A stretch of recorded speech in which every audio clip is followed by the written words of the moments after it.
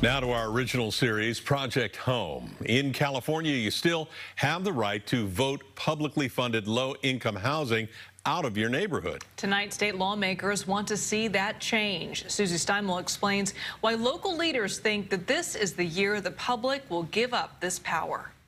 We stand with you, Mom! In January of 2020, sheriff's deputies in riot gear arrested 4 women at 2928 Magnolia Street in Oakland.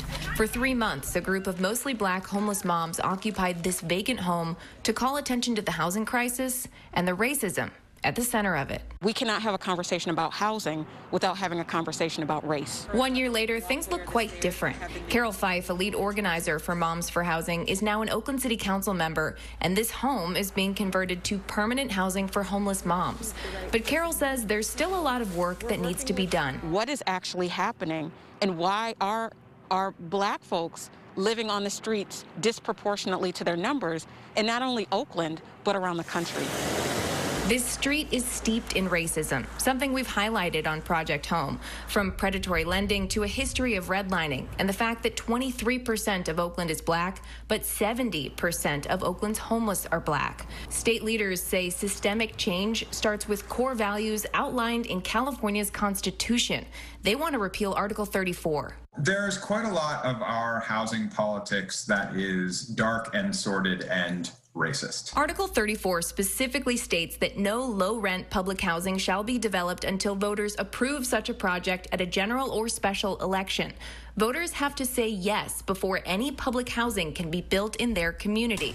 This is the only type of housing that voters weigh in on. Article 34 went into the Constitution in 1950 so that people could keep black people and low-income people out of their neighborhood. To address California's housing shortage, it's estimated the state needs to build 3 million more units of housing. Low-income housing is the greatest need, but has the biggest barriers. State Senator Scott Wiener has been pushing to repeal this language. It's immoral that we make it so hard for people in California to get housing. It's immoral that people are living in their cars, and we are allowing that to happen. I'd like to challenge you. Article 34 helps keep the microphone open at public meetings where neighbors worry about property values and fight to maintain single-family zoning. Michael Weinberg says this provision prevents publicly funded projects from being proposed. If you are locked out of different communities, you are locked out of the economic upward mobility that will help you and your family across generations. Basic compliance with Article 34 could cost affordable housing developers between 10 to 80 grand. That's money developers would have to pay to get it in front of the voters. Assemblymember Alex Lee is the youngest member of the state legislature. At 25, he feels the pain of the housing crisis firsthand and is hoping to help pass this law from his high school bedroom. To be honest, the only way I can even live in my own district is because I live at home. I live with my mom. There is no statewide campaign supporting keeping Article 34 in place. In fact, there's broad support in the legislature to repeal it.